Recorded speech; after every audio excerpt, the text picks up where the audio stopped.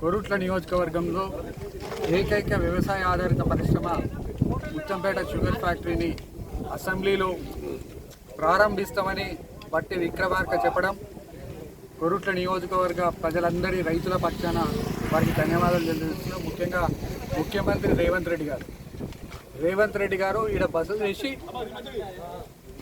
PCC ప్రెసిడెంట్గా ఉన్నప్పుడు బస చేసి పాదయాత్ర చేసి ఇక్కడ రైతుల సమస్యలను వారి దృష్టికి వచ్చింది.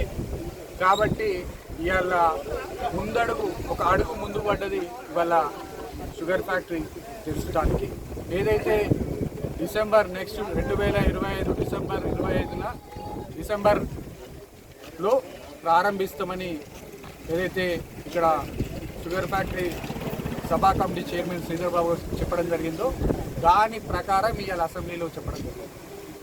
కాబట్టి మడిమ తిప్పని నాయకుడు అంటే రేవంత్ రెడ్డి గారు. మాట ఇచ్చి తిప్పనటువంటి నాయకుడు రేవంత్ రెడ్డి.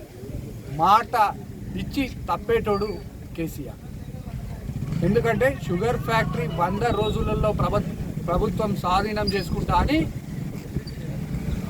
గత 10 సంవత్సరాలలో మూసిన చరిత్ర కేసీఆర్. ఇవాళ రేవంత్ రెడ్డి గారు పాదయాత్ర చేసి ఇక్కడ షుగర్ ఫ్యాక్టరీ మీద రాత్రి నిద్ర చేసి షుగర్ రైతుల సమస్యలను తెలుసుకొని వాళ్ళ షుగర్ ఫ్యాక్టరీ ఓపెనింగ్కు ముందడుగేసిందంటే చరిత్రలో రేవంత్ రెడ్డి గారు మిగిలిపోతారు.